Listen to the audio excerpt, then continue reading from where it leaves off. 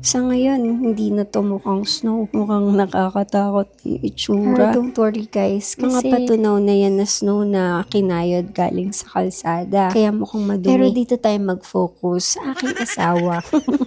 Joke lang. Ngayon kasi sinamahan niya ako dito sa check-up ko. Kaya, ayan, kahit inaantok pa siya kasi galing siyang work, ayan, tinitiis niya yung pangungulit ko sa kanya. Kahapon kasi naiinip ako kasi ako lang mag-isa. Kaya ayan, wala na siyang magawa. Kasi tignan niyo naman, wala naman akong pwedeng makausap na iba. Kaya buti na lang, kasama ko siya. Meron akong nakukulit at nakakausap. So, biglang tinawag na kami kaya nag-stop na ako mag-video. So, nung natapos kami, nakakita ako ng wheelchair na pwedeng gamitin. Dito lang sa loob ng hospital. So, dahil nakakapagod maglakad kasi nga malaki tong hospital na to. Plus, nagugutom na rin ako kasi hindi pa kami nag-almusal. Kaya pinasakay niya na ako at itutulak niya daw para mabilis na kaming makaalis. So, habang pauwi kami, tinanong niya ako, Mahal, meron ba tayong pancake sa bahay? Sabi ko, wala. Ang sagot ba naman, tara, pancake tayo. Kaya ito, napadpad kami dito sa Fuwa-Fuwa. Pero hindi pwedeng mawala ang kape sa breakfast niya. Kaya ito, inorderan ko siya. Pero bago niya pa ito mainom, syempre, titikman ko muna. Quality check, quality check.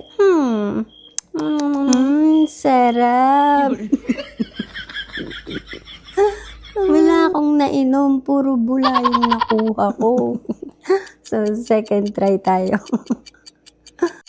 Bula pa rin Hindi ako nag-enjoy. Pati yung oxygen ko nagkaroon ng bula. Ano ba yan? Ang hirap mag-voice over. Pero mapunta na tayo dito sa order namin. O diba? Ang ganda. Parang ayaw kong ipakain sa kanya. Kaya ayan, naiinis na siya kasi gutom na siya. Pero ang una niyang ginawa, ayan, pinagtatanggal niya yung prutas. Ewan ko ba dito? Ayaw kumain ng mga ganitong prutas. Ito yung masusustansya. Pero okay lang yan. Di yan nasayang kasi kinain ko yan. Kasi prutas is life. Yung flavor nga pala ng pancake niya is tiramisu. So, meron din siyang kasamang chocolate sauce. Which is, favorite niya. Kaya na-enjoy niya yung breakfast niya. Pero in fairness naman, hindi matamis yung mga sauces nila, pati yung pancake. So ngayon, ito pa lang yung the best pancake house na natikman namin. Korean style kasi yung pancake nila.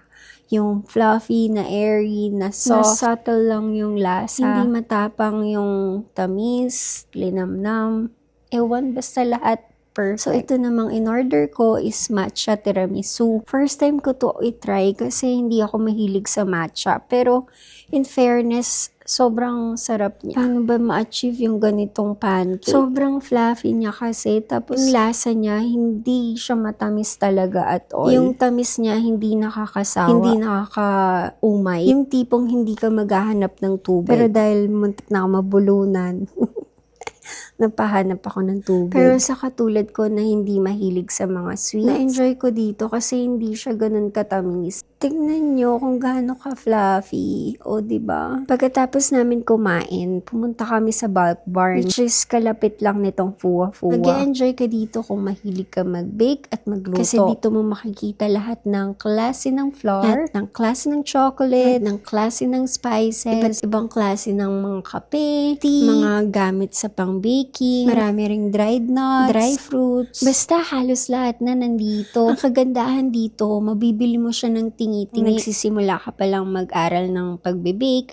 pwede kang bumili ng pakonti-konting ingredients kesa yung mga bulky sa grocery. Kung ikaw yung tipo na mahilig mag-experiment at gumawa ng bagong recipe, pwede kang magsimula ng paunti-unting ingredients na dito mo mabibili. Pero kami, ito lang yung pakay namin ng makabili ng powdered milk. Ito na yung pinakamalapit na lasa ng Bear Brand dyan sa atin. Pero ayan, medyo may kamahalan nga lang. Makikita nyo, $4.41 ang per 100 grams. So, kung marami-rami yung nasalok mo, medyo malaki-laki rin ang babayaran. Ito nga, napalaki nga ang salok ni parang Joseph. Ay, inabot ng $11.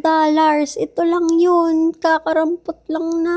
Gatas, pagkamahal. Ano ba yan? Nababatanggen niya ako pag nadadala yung emotion ko. Pasensya na kayo.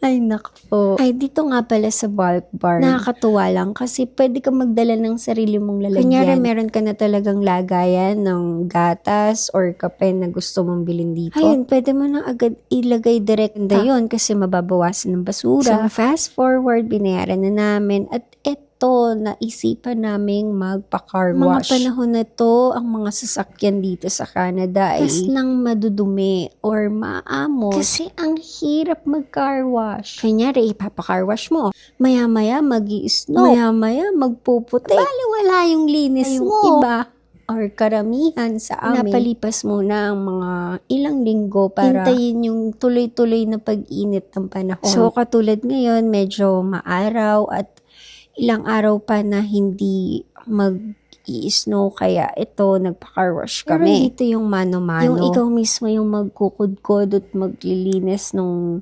sasakyan. Pero out of way kasi kaya dito na lang yung best option. Maganda ding napapa-car wash namin ng ganito yung kotse kasi nalilinis pati yung ilalim ng kotse. Siyempre, iba pa rin talaga yung quality ng mano-mano. Kukuskus mong maigi yung mga kasingit-singitan ng kotse. Dito sa touchless, hindi naman talaga nakukudkod ng maayos yung mga namuunang alikabok dyan sa mga salamin, mga natuyong acid rain. Kaya nakakamiss talaga yung Pilipinas kasi quality kasi yung mga linis ng mga car wash shop. No? Pero yun lang, umuwi na rin kami pagkatapos.